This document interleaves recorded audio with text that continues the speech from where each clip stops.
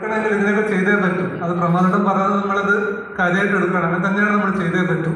ഇപ്പൊ ഞാൻ ചോദിക്കുന്നത്, നമ്മളിപ്പോ ഇന്ന് MTയുടെ ഒരു നിർമ്മാണം എന്നൊരു സിനിമയുണ്ട്. അതിൽ വെളിച്ചപ്പാട് നേരെ തുപ്പുന്ന ഒരു സീനുണ്ട്.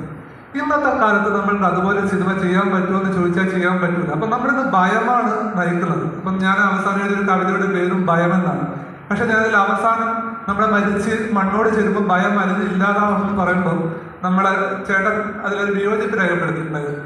പക്ഷെ ഞാൻ വിശ്വസിക്കുന്നത് നമ്മുടെ ഈ ഭയത്തിൽ നമുക്ക് എഴുതാനുള്ള സ്വാതന്ത്ര്യത്തെ നമുക്ക് പൂച്ചയിൽ ഏർപ്പെടുകയാണ്. അപ്പൊ നമ്മൾക്കൊന്നും എഴുതാൻ പറ്റുന്നില്ല. കാരണം എന്ന് വെച്ച് കഴിഞ്ഞാല് ഇപ്പൊ നമ്മുടെ കേരളത്തിൽ ആദ്യം പ്രളയം ഉണ്ടായി, എല്ലാവർക്കും ഓർമ്മ ഉണ്ടാവും.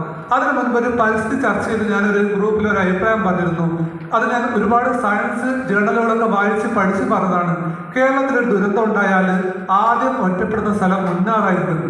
നിങ്ങൾ എല്ലാവരും ശ്രദ്ധിച്ചു എന്നറിയില്ല, ആദ്യത്തെ പ്രളയത്തിന് ശേഷം വാർത്താവിനിമയ മാധ്യമങ്ങൾ മൊത്തമായിട്ട് വിച്ഛേദിക്കപ്പെടുന്നത് മുന്നാറിലായിരുന്നു. രക്ഷാദൗത്യം ഏറ്റവും പ്രയാസകരമായതും മുന്നാറിലായിരുന്നു. ഇത് കാലങ്ങൾക്ക് മുന്നേ പറഞ്ഞപ്പോൾ നമ്മളെ തെറിവിളിച്ച ആളുകൾ നിരവധിയാണ്.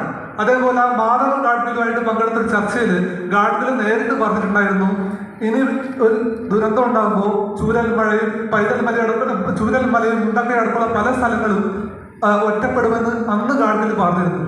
അപ്പൊ നമ്മൾക്ക് എന്തുകൊണ്ടാണ് ഇങ്ങനെ ഒരു സമൂഹത്തിൽ ഒന്നും തുറന്നു പറയാൻ പറ്റാത്തത്? നമ്മുടെ അധികാരം ആരോ ഭരിച്ചോട്ടെ, പക്ഷെ നമ്മൾക്ക് അഭിപ്രായ സ്വാതന്ത്ര്യം എന്നുള്ളത് വെറും തത്വം മാത്രമായി മാറിപ്പോകുന്നത് എന്തുകൊണ്ടാണ്? നമ്മൾക്ക് ഇതിൽ എന്ത് കൂട്ടായ ചർച്ചയിലൂടെ നമ്മൾക്ക് ഇതിലെന്ത് മാറ്റം കൊണ്ടുവരാൻ പറ്റും? നമ്മുടെ സാമൂഹിക മാധ്യമങ്ങൾക്കൂടെ ആരും തെറിവിളിക്കാം, ഏത് അഭിപ്രായത്തെയും ഇല്ലാതാക്കാം.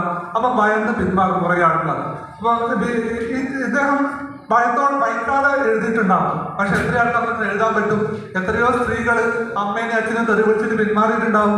എത്രയോ എന്നെ പോലെ സാധാരണ ആൾക്കാർ അമ്മേനെ അച്ഛനും തെറിവിളിച്ചിട്ട് പിന്മാറിയിട്ടുണ്ടാവും. അപ്പൊ ഇത് ഒഴിവാക്കാൻ നമുക്ക് ഒരു പുതിയൊരു ലോകത്ത് എന്ത് ചെയ്യാൻ പറ്റുമെന്ന് അറിയാൻ ആഗ്രഹമുണ്ട്. ഒരു എഴുത്തുകാരൻ എന്ന നിലയിലും അതേപോലെ ഇത്തരത്തിലുള്ള ഒരുപാട് വിഷമങ്ങൾ നേരിട്ട ഒരാളെന്ന നിലയിലും നമുക്ക് പറയാനുള്ളത്